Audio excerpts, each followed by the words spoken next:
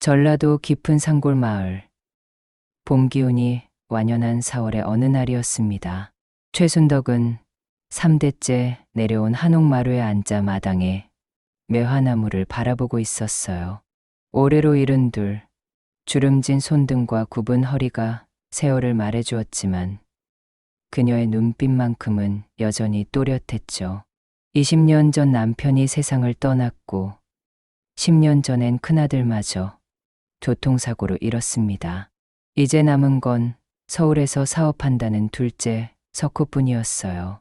석호는 1년에 한두 번 얼굴을 비칠까 말까 했습니다. 그래도 순덕은 아들을 원망하지 않았어요. 젊은 사람들은 도시에서 살아야 한다고 그렇게 스스로를 위로하며 지냈죠. 순덕이 소유한 땅은 제법 넓었습니다. 한옥이 자리한 대지와 뒷산 두 자락 합치면 2만 평은 좋게 되었어요. 선친대부터 물려받은 땅이라 함부로 팔 생각은 없었죠. 마을 사람들은 그녀를 부자 할매라 불렀지만 순덕은 여전히 텃밭을 가꾸고 장작불을 떼며 소박하게 살았습니다. 그날 오후 예고 없이 차 한 대가 마을 어귀에 나타났어요. 낯선 외제차였습니다. 차에서 내린 건 석호였죠. 그런데 옆에 여자가 한 명 있었어요. 명품 선글라스를 낀 도시 여자. 하이힐 소리가 흙길에 어색하게 울렸습니다. 어머니. 석호가 환하게 웃으며 다가왔어요. 순덕은 깜짝 놀랐습니다. 아들이 미리 연락도 없이 온 것도 그렇지만 여자를 데려온 것은 처음이었죠. 어머니, 제 와이프 윤미입니다. 와이프라니. 순덕의 눈이 커졌어요. 결혼한다는 말도 없이 갑자기 며느리를 데려온 겁니다. 윤미는 선글라스를 벗으며 인사했어요. 어머니, 처음 뵙겠습니다. 저 윤미예요. 목소리는 달콤했지만 어딘가 어색했습니다. 순덕은 본능적으로 불편함을 느꼈어요. 윤미의 시선이 집안 곳곳을 훑고 지나가는 게 느껴졌죠. 어머니, 여기 공기 정말 좋네요. 근데 화장실은 수세식이죠. 첫 마디부터 순덕의 심기를 건드렸습니다. 수세식이 아니면 어쩔 건가요? 순덕은 애써 웃음을 지었어요. 그럼 몇 해 전에 다 고쳤제. 저녁 식사를 준비하는 동안 윤미는 부엌을 기웃거렸습니다. 순덕이 정성껏 차린 시골 밥상에 된장찌개와 나물, 간장게장이 올라갔어요. 석호는 맛있게 먹었지만 윤미는 젓가락질이 뜸했죠. 어머니, 이 집 땅 문서는 어디에 보관하세요? 요즘 사기꾼들 많다던데 은행 금고에 맡기셔야죠. 순덕의 손이 잠깐 멈췄습니다. 저게 며느리가 시어머니한테 할 첫 질문입니까? 이 산 전부 어머니 거예요. 몇 평이나 돼요? 노골적인 질문이었어요. 순덕은 대답 대신 국그릇을 밀어주었습니다. 뭔가 불길한 예감이 가슴을 스쳤죠. 저녁 식사 후 석호가 소주를 꺼냈어요. 한두 잔 마시더니 금세 취기가 올랐습니다. 우리 엄마 땅 많아. 나중에 다 내 거지 뭐. 석호가 자랑스럽게 말했어요. 그 순간 윤미의 눈빛이 번쩍였습니다. 순덕은 그 표정을 놓치지 않았죠. 그건 분명한 탐욕의 빛이었어요. 밤이 깊었습니다. 순덕은 잠이 오지 않아 마루에 나왔어요. 그때 서재 쪽에서 인기척이 들렸습니다. 살금살금 다가가 보니 윤미가 혼자 서랍을 뒤지고 있었어요. 문서들을 꺼내 휴대폰으로 사진을 찍고 있었죠. 순덕의 가슴이 철렁 내려앉았습니다. 저 여자 뭔가 수상해요. 평화롭던 산골 마을에 외부인이 들어오면서 균열이 생기기 시작했습니다. 다음 날 아침 순덕은 일찍 일어나 아침상을 차렸습니다. 밤새 뒤척이며 고민했지만 결론은 하나였어요. 아들에게 말해야 한다는 것이었죠. 식사를 마치고 윤미가 화장실에 간 사이 순덕은 석호를 마당으로 불러냈어요. 석호야, 엄마가 할 말이 있는디. 석호가 무심하게 대답했습니다. 뭔데요, 엄마? 순덕은 조심스럽게 말을 꺼냈어요. 그 여자 말이요. 어젯밤에 서재를 뒤지고 있더라고. 엄마 땅 문서 사진 찍고 그러던디. 아무래도 수상한 것 같아. 석호의 얼굴이 순식간에 굳어졌습니다. 뭐라고요? 엄마는 거짓말 안 해. 내 눈으로 똑똑히 봤어. 저 여자가 뭔가 꿍꿍이가 있는 것 같아서 그러는디. 말을 채 끝내기도 전에 석호가 버럭 소리를 질렀어요. 어머니는 왜 그래요? 윤미가 뭘 잘못했어요. 서울 여자라고 무시하는 거예요. 순덕은 당황했습니다. 아니요, 석호야. 엄마가 그런 뜻이 아니라. 그런 뜻 아니면 뭐예요? 어머니는 항상 그래요. 내가 하는 일마다 간섭하고, 내가 만나는 사람마다 트집 잡고, 이제 지겹다고요. 석호의 목소리가 점점 커졌어요. 마침 화장실에서 나온 윤미가 상황을 파악하고는 눈물을 글썽이며 말했습니다. 오빠, 어머니가 날 싫어하시나 봐. 내가 집안이 좀 어려운 거 알고 무시하시는 것 같아. 순덕은 기가 막혔어요. 아니요. 내가 언제 그랬다고 그러노. 석호가 윤미를 감싸 안으며 순덕을 쏘아봤습니다. 어머니, 이제 그만하세요. 우리 서울로 올라갈게요. 더 이상 여기 있기 싫어요. 잠깐만. 석호야, 엄마 말 좀 들어봐라. 하지만 석호는 듣지 않았어요. 윤미의 손을 잡고 집 안으로 들어가 짐을 싸기 시작했죠. 순덕은 멍하니 서서 그 모습을 바라볼 수밖에 없었습니다. 1시간 후, 석호와 윤미는 집을 나섰어요. 차에 짐을 싣는 석호에게 순덕이 다가갔습니다. 석호야, 엄마가 잘못했어. 화 풀고 들어가라. 석호는 고개도 돌리지 않았어요. 대신 차가운 목소리로 말했습니다. 어머니, 솔직히 말씀드릴게요. 이 집 팔고 어머니 요양원 가세요. 혼자 이런 큰 집에서 뭐 하시게요. 저도 이제 제 인생 살고 싶어요. 그 말에 순덕의 다리가 휘청거렸어요. 석호가 자신에게 이런 말을 할 줄은 몰랐습니다. 윤미가 차창 너머로 미소를 지으며 말했어요. 어머니, 건강 챙기세요. 저희는 바빠서 자주 못 올 것 같아요.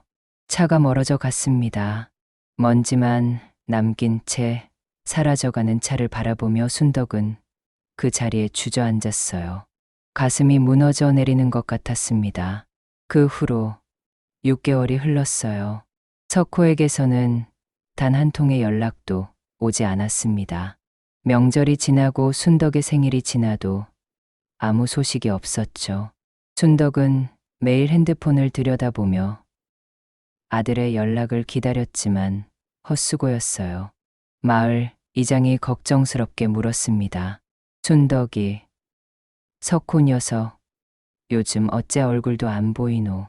순덕은 억지로 웃으며 대답했어요. 바쁜가 보제. 젊은 것들이 다 그렇지 뭐. 하지만 속으로는 불안했습니다.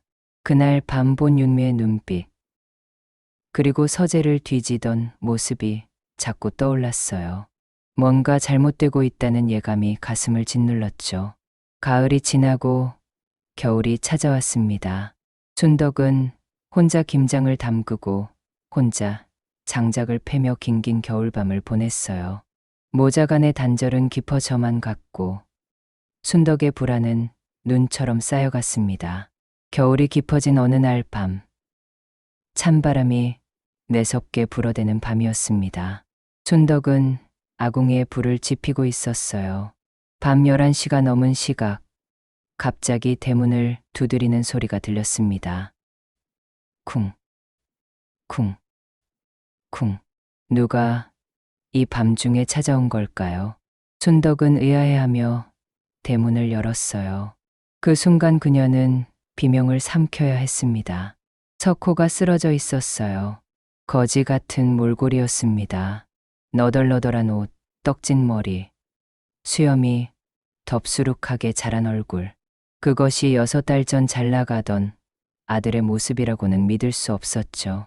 석호야, 석호야. 이게 무슨 일이고.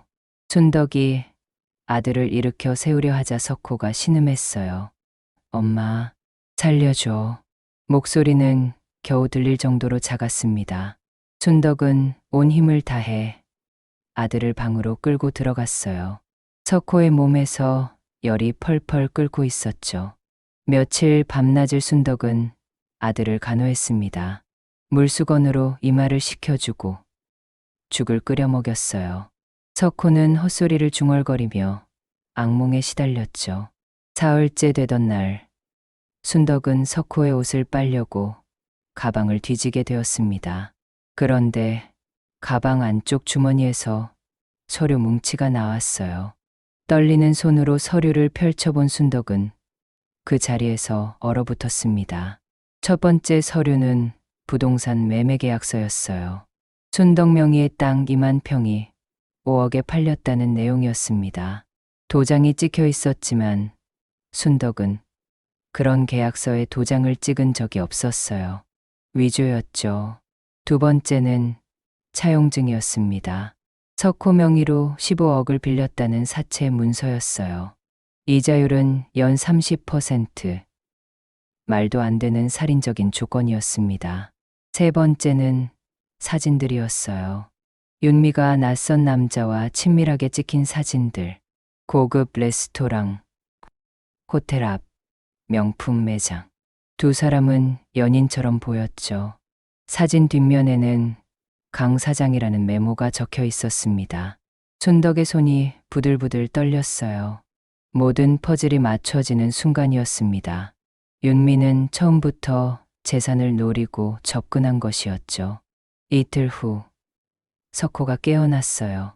순덕은 서류들을 아들 앞에 내밀었습니다. 석호야, 이게 다 무슨 일이고. 석호는 서류를 보더니 눈물을 흘리기 시작했어요. 엄마, 미안해. 내가 잘못했어.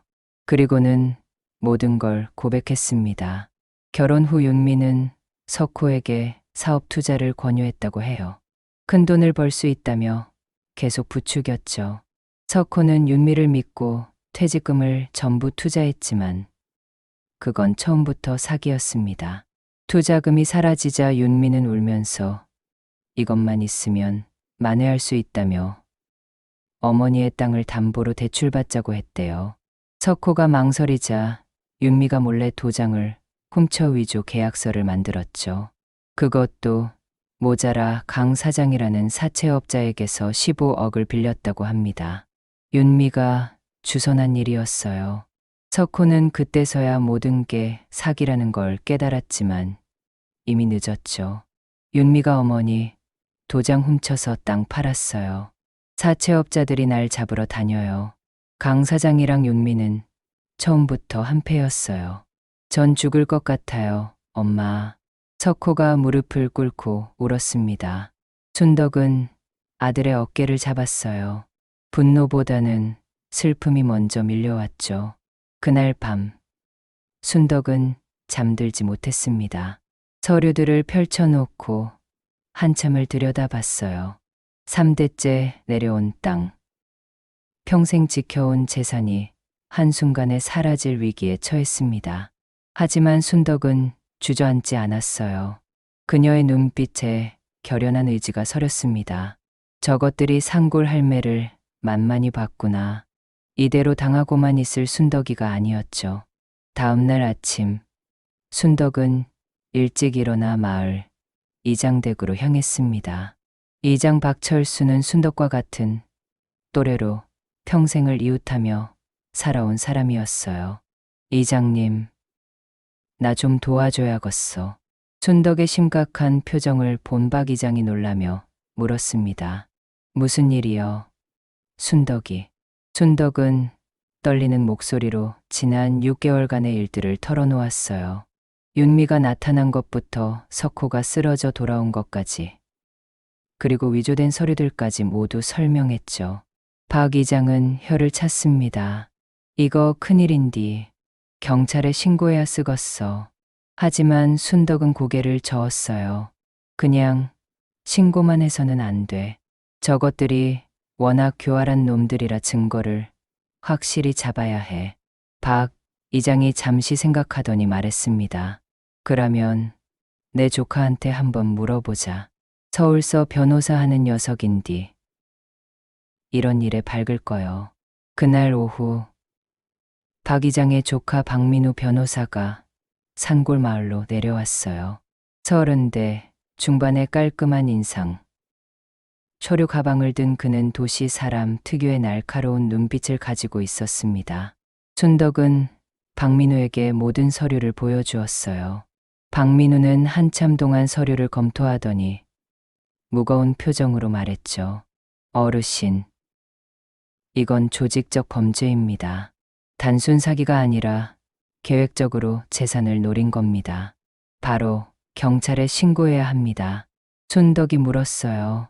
그러면 내 땅은 되찾을 수 있겠소. 박민우가 난처한 표정을 지었습니다. 도장이 위조된 건 증명할 수 있지만 이미 제3자에게 넘어간 땅은 되찾기 어려울 수 있습니다. 게다가 사채 문제도. 순덕은 주먹을 불끈 쥐었어요. 그럼 저것들은 처벌도 안 받고 내 재산만 날린단 말이요. 그건 아닙니다. 하지만 확실한 증거가 필요합니다.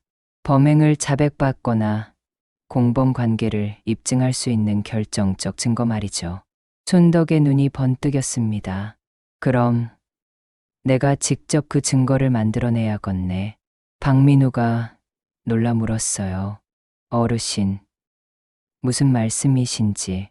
순덕은 단호하게 말했습니다. 내 방식대로 할 거요. 저것들을 다시 여기로 꿰어내서 본색을 드러내게 만들 거라고. 위험합니다, 어르신. 상대는 전문 사기꾼들입니다. 위험해도 해야제. 내 아들 인생이 걸린 일인디. 변호사 양반, 나 좀 도와줄 수 있겠소. 박민우는 순덕의 결연한 눈빛을 보며 한숨을 쉬었어요. 그리고는 천천히 고개를 끄덕였습니다. 알겠습니다. 하지만 제대로 준비해야 합니다. 경찰과도 협조해야 하고요. 그날부터 순덕의 복수 계획이 시작되었어요. 박민우는 아는 경찰에게 연락했고 순덕은 석호에게서 윤미의 연락처를 받아냈습니다. 석호는 처음엔 반대했어요. 엄마, 위험해요. 강 사장은 무서운 사람이에요. 하지만 순덕은 단호했습니다.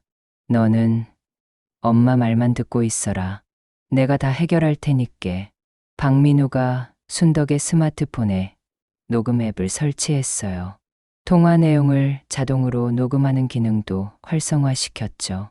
그리고 만일의 경우를 대비의 집 안거실에 소형 녹음기도 설치했습니다. 계획은 간단했어요.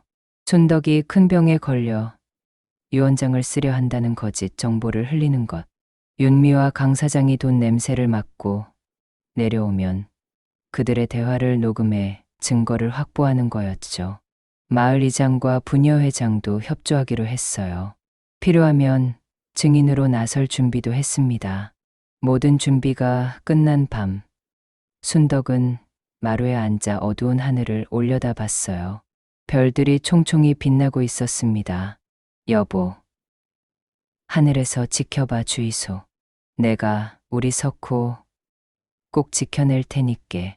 순덕의 눈빛에는 더 이상 슬픔이 아닌 강인한 의지가 타오르고 있었습니다. 피해자에서 사냥꾼으로 순덕은 완전히 달라졌어요. 이틀 후 순덕은 석호의 핸드폰을 빌려 윤미에게 문자를 보냈습니다. 석호가 떨리는 손으로 메시지를 작성했어요. 윤미야, 큰일 났어. 어머니가 갑자기 큰 병에 걸렸대. 의사가 시한부라고 했어. 어머니가 유언장 쓴다고 하시는데 재산 정리하신다니까 우리 꼭 내려가야 할 것 같아. 메시지를 보내고 1시간 후 윤미에게서 전화가 왔습니다. 석호가 스피커폰을 켰어요. 오빠, 정말이야. 어머니가 얼마나 위독하신데. 목소리는 걱정하는 척이었지만 속내가 훤히 들여다 보이는 투였어요. 춘덕은 옆에서 그 목소리를 들으며 이를 악물었습니다. 많이 안 좋으신 것 같아. 어머니가 나한테 땅 문서 정리하라고 하시더라고. 윤미야, 내가 와줘야 할 것 같아. 잠깐만. 윤미의 목소리 너머로 남자 목소리가 들렸어요. 알았어. 오빠, 내가 곧 내려갈게.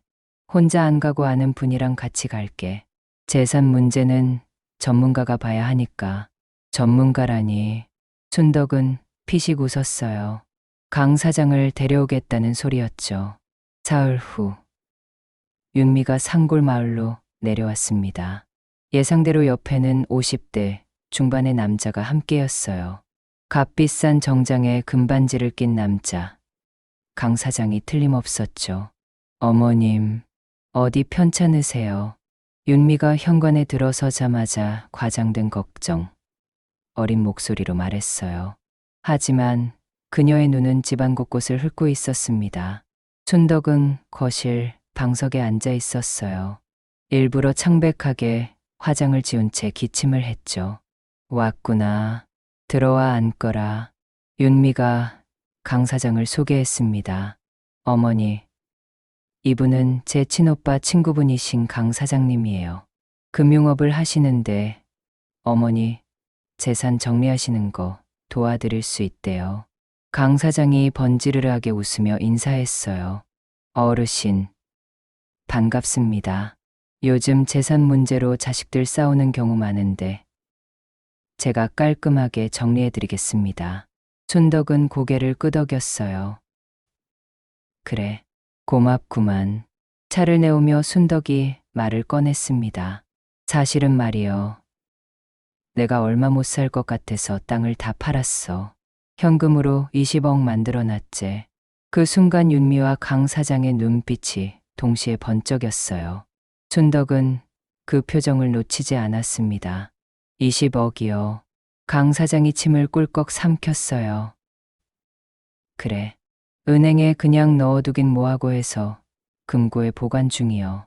그걸 석호한테 줄까 하는 뒤 춘덕이 말을 흐리자 윤미가 재빨리 끼어들었습니다. 어머니, 현금을 집에 두시면 위험해요. 요즘 도둑도 많고 사기꾼들도 많잖아요. 강 사장도 거들었어요. 맞습니다, 어르신. 제가 금융업을 하니까 제대로 된 상품에 넣어드리겠습니다. 은행 이자보다 훨씬 높은 수익 드릴 수 있어요. 춘덕은 망설이는 척했어요. 그래. 근디 며느리인 윤미가 관리하는 게 나을 것 같은디. 윤미가 강 사장을 힐끔 쳐다봤습니다.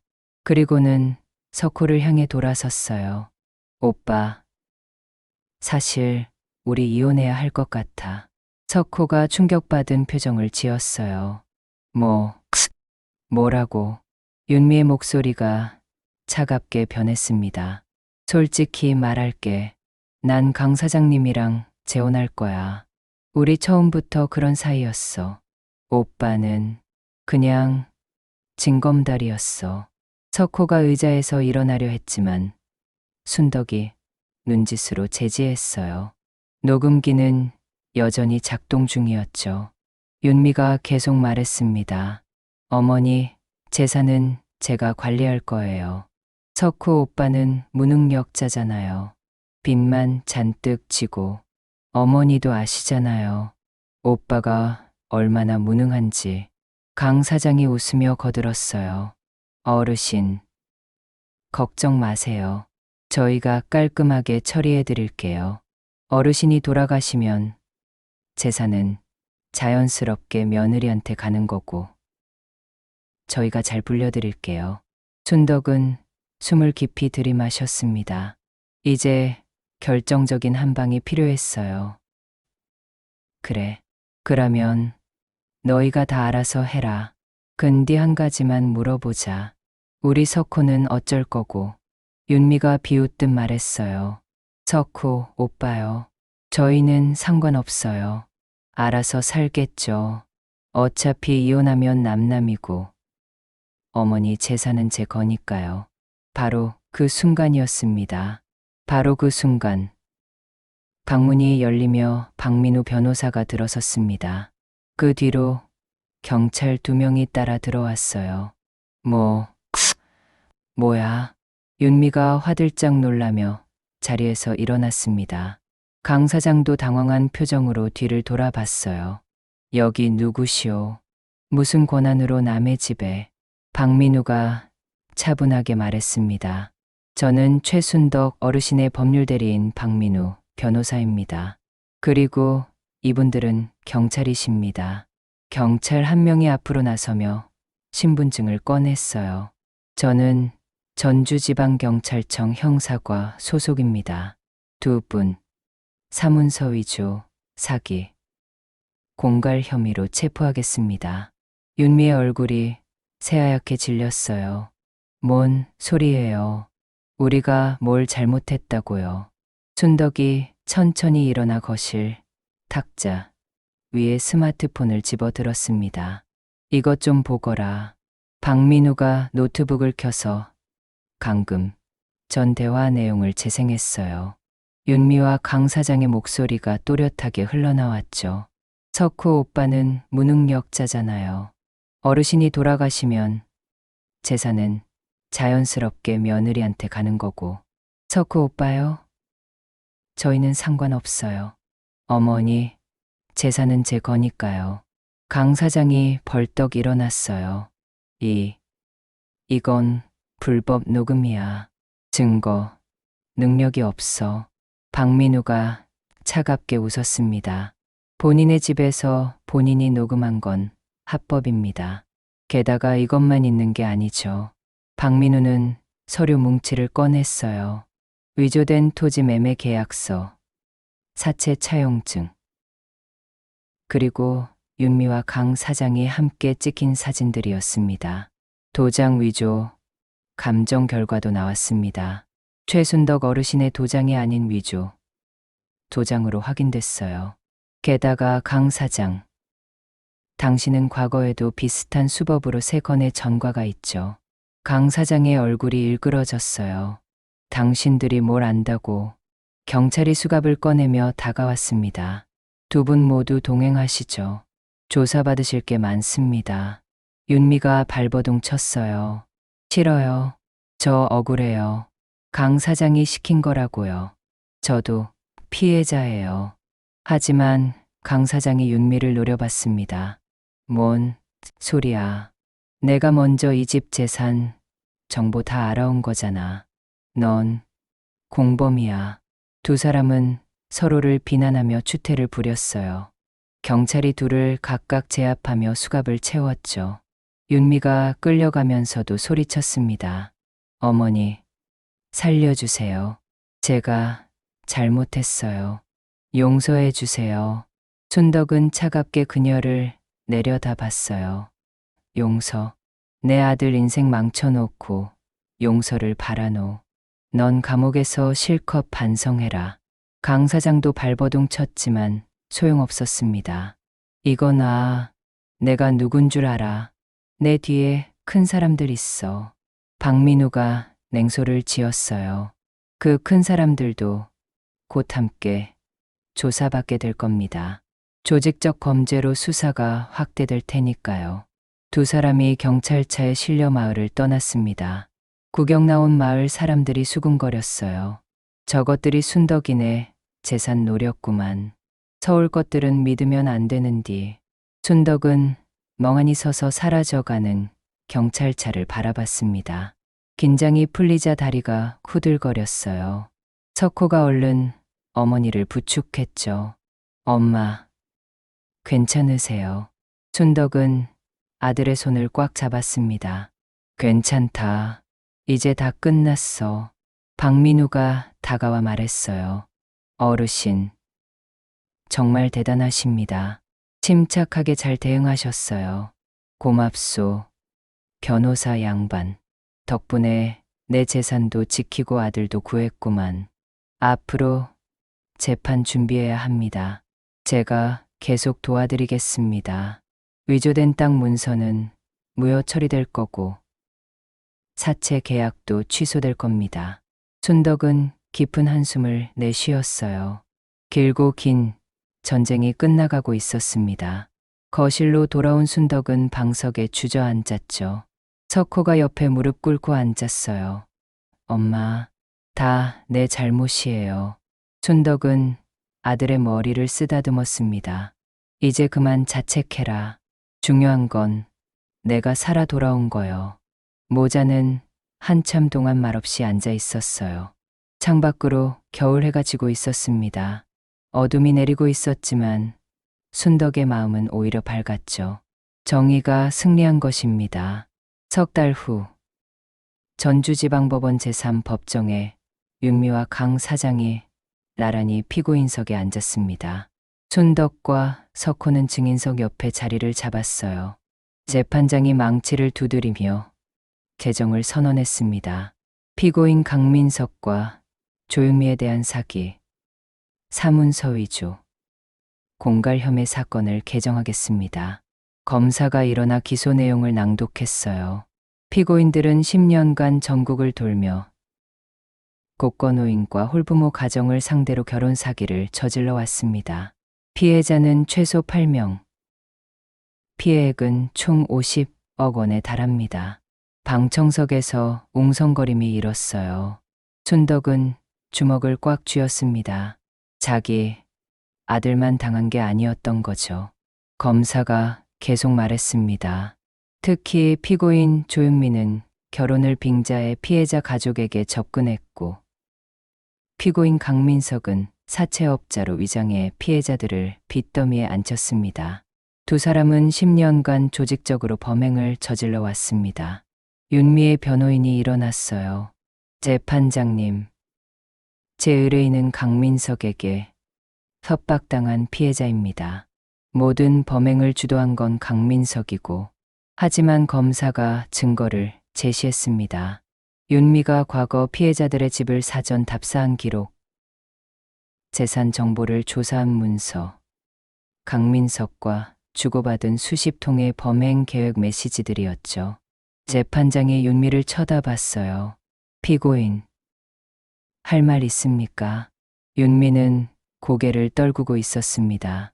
더 이상 변명할 여지가 없었죠. 이어서 강민석의 차례였어요. 그는 끝까지 뻔뻔했습니다. 저는 정당한 금융거래를 했을 뿐입니다. 사기가 아닙니다. 하지만 검사가 그의 과거 전과 기록을 제시했어요. 비슷한 수법으로 3번 유죄 판결을 받았고 출소 후에도 범행을 이어간 상습범이었습니다. 재판장이 순덕을 증인석으로 불렀어요. 증인, 피해 경위를 진술해 주시기 바랍니다. 순덕은 떨리는 목소리로 증언을 시작했습니다. 저 여자가 처음 우리 집에 왔을 때부터 뭔가 수상했습니다. 재산 얘기만 하고 밤에 몰래 서류 뒤지고 내 아들은 사랑에 눈이 멀어 그걸 못 봤지만 엄마인 내 눈은 속일 수 없었어라고. 순덕의 증언에 방청석이 숙연해졌어요. 이어서 석호도 증인석에 섰습니다. 저는 정말 윤미를 사랑했습니다. 석호의 목소리가 떨렸어요. 하지만 그건 사랑이 아니었습니다. 저는 그냥 이용당한 거였어요. 제 어리석음 때문에 어머니까지 고생하셨습니다. 재판은 3시간 동안 이어졌어요. 다른 피해자들의 증언도 있었습니다.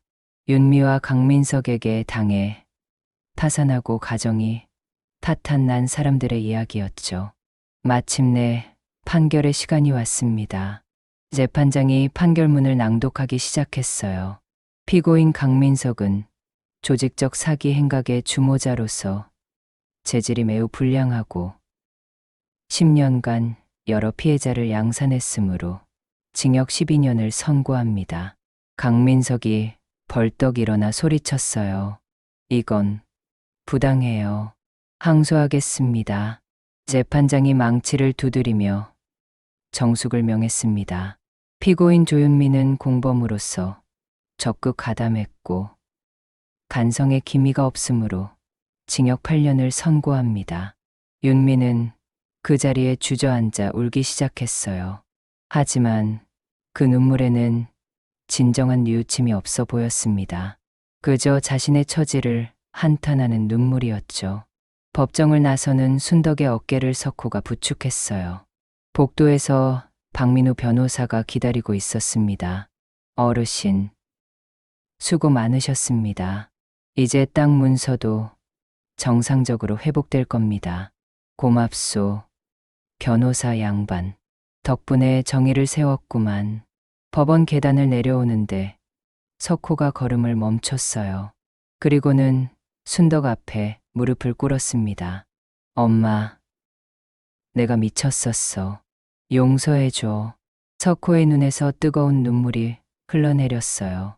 이번엔 진심 어린 후회의 눈물이었습니다. 순덕은 아들을 일으켜 세우며 등을 토닥였습니다. 이 애비 없는 놈아, 엄마가 누군디? 내 엄마제. 다시 일어서면 되는 기라. 모자는 한참 동안 서로를 껴안고 울었어요. 지나가던 사람들이 무슨 일인가 하고 쳐다봤지만 그들은 아랑곳하지 않았습니다. 그날 저녁, 마을로 돌아온 순덕과 석호를 마을 사람들이 반겼어요. 이장이 막걸리를 내왔고 부녀 회장이 전을 부쳐왔습니다. 순덕이 수고했어라고. 우리 마을에 사기꾼 물리쳤구만. 순덕은 환하게 웃었어요. 오랜만에 짓는 진짜 웃음이었습니다.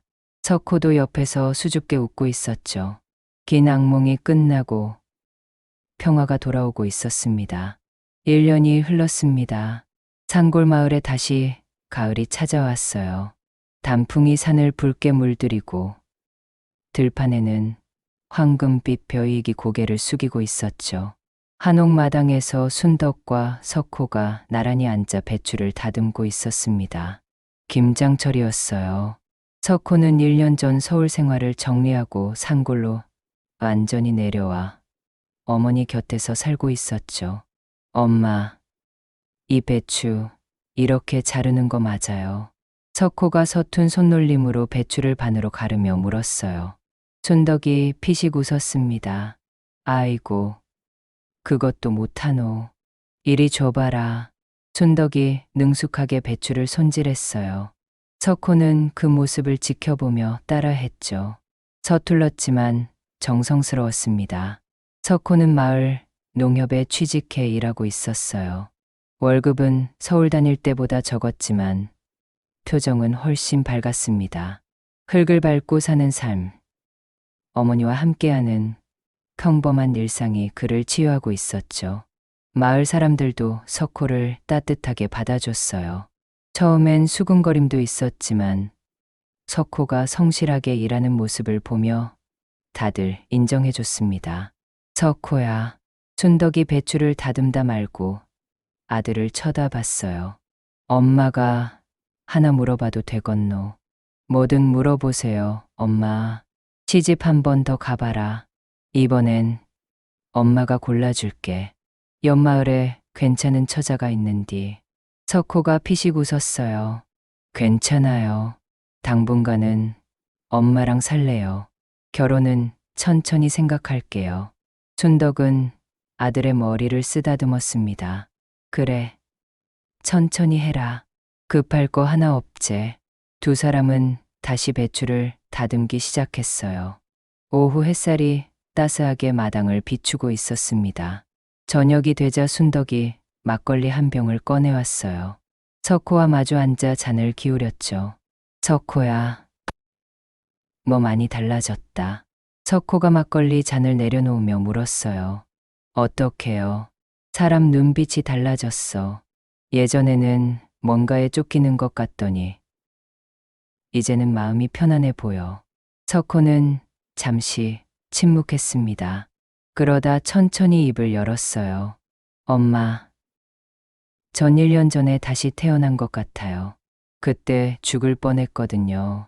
사채업자들한테 쫓기고 윤미한테 배신당하고. 근데 엄마가 절 구해주셨잖아요. 춘덕의 눈가가 촉촉해졌습니다. 석호가 계속 말했어요. 전 이제 알아요. 진짜 소중한 게 뭔지. 돈도 명예도 아니고 바로 옆에 있는 사람이라는 거려. 늦게 깨달아서 죄송해요. 아이고, 이놈아. 춘덕이 눈물을 훔쳤어요. 그걸 이제 알았으면 됐지. 앞으로 잘 살면 되는 거요. 두 사람은 막걸리를 나누며 이야기꽃을 피웠습니다. 과거의 아픔은 서서히 아물어가고 있었어요. 며칠 후, 석호가 저녁을 먹고 산책을 나갔습니다. 마을 어귀까지 갔다가 돌아오는 길이었어요. 그때 맞은편에서 젊은 여자가 걸어오고 있었죠. 석호 씨, 여자가 반갑게 인사했습니다. 아, 미숙 씨. 석호가 어색하게 웃었어요. 김미숙은 옆마을에 사는 30대 초반의 여자였습니다. 마을 보건소에서 간호사로 일하고 있었죠. 몇 달 전 석호가 농협일로 보건소에 갔다가 알게 된 사이였어요. 산책하세요. 미숙이 밝게 웃었습니다. 네. 저녁 먹고 소화시키려고요. 두 사람은 잠깐 이야기를 나누다 헤어졌어요. 석호가 집으로 돌아오자 순덕이 빙긋 웃었습니다. 미숙이 만났구나. 석호가 깜짝 놀랐어요. 어떻게 아세요? 여기가 어디고 마을에 비밀 하나 없제. 순덕이 장난스럽게 말했어요. 그 처자 괜찮더라. 착하고 성실하고. 엄마, 엄마는 강요 안 한다. 근디, 한번 밥이라도 같이 먹어봐라. 사람은 알고 지내봐야 아는 거지. 석호는 아무 말 하지 않았지만 얼굴이 빨개졌어요. 몇 달이 더 흘렀습니다. 다시 겨울이 왔고 새해가 밝았죠. 설날 아침, 석호는 어머니 앞에 큰 절을 올렸어요. 엄마, 새해 복 많이 받으세요. 순덕이 세뱃돈을 주며 말했습니다. 그래, 올해는 좋은 일만 가득하자. 두 사람은 떡국을 끓여 먹으며 소박한 명절을 보냈어요. 오후에 마을 이장과 몇몇 어른들이 세배하러 왔고 순덕은 음식을 대접하며 즐거운 시간을 보냈습니다. 저녁 무렵 석호와 순덕은 마루에 나란히 앉았어요. 노을이 산을 붉게 물들이고 있었죠. 엄마, 행복하세요? 석호가 조용히 물었습니다. 순덕은 고개를 끄덕였어요. 그럼 내가 옆에 있으니께 행복하제. 이게 바로 엄마가 바라던 거였어. 저도요. 여기가 제일 편해요. 더 이상 도망칠 곳도 필요 없고 바랄 것도 없어요. 두 사람은 말없이 노을을 바라봤습니다. 멀리서 산새 소리가 들려왔어요. 순덕은 생각했습니다. 1년 전에 그 끔찍한 사건이 있었기에 오늘의 이 평화가 더 소중하게 느껴진다고. 아들을 잃을 뻔했지만 결국 되찾았고 이제는 그 어느 때보다 단단한 유대로 이어져 있었죠. 석호야, 네, 엄마는 너만 있으면 돼. 큰 부자 안 부럽고 큰 집 안 부러워. 그냥 이렇게 같이 살면 그게 천국이제. 석호의 눈에 눈물이 글썽였어요. 저도요. 엄마가 제 전부예요. 산골 마을의 평화로운 저녁이었습니다. 한옥 굴뚝에서 하얗게 피어오르는 연기, 나당에 쌓인 하얀 눈, 그리고 서로를 의지하는 모자의 모습. 그것이 바로 행복의 진짜 의미였습니다. 탐욕은 사람을 눈멀게 하지만 진정한 사랑은 모든 것을 이겨냅니다. 최순덕 할머니는 재산을 지켰지만 더 소중한 것을 되찾았습니다. 바로 아들과의 유대였죠. 때로는 인생의 가장 큰 위기가 가장 큰 깨달음을 가져다 줍니다. 석호는 모든 것을 잃고 나서야 진정 소중한 게 무엇인지 알게 되었습니다. 여러분 곁에 있는 소중한 사람들을 오늘 한번 더 돌아보시기 바랍니다. 돈과 명예보다 더 값진 것은 바로 사랑하는 사람과 함께하는 평범한 일상입니다. 이 이야기가 여러분에게 작은 위로와 교훈이 되었기를 바랍니다. 시청해 주셔서 감사합니다. 구독과 좋아요, 알림 설정은 큰 힘이 됩니다. 다음 이야기에서 또 뵙겠습니다.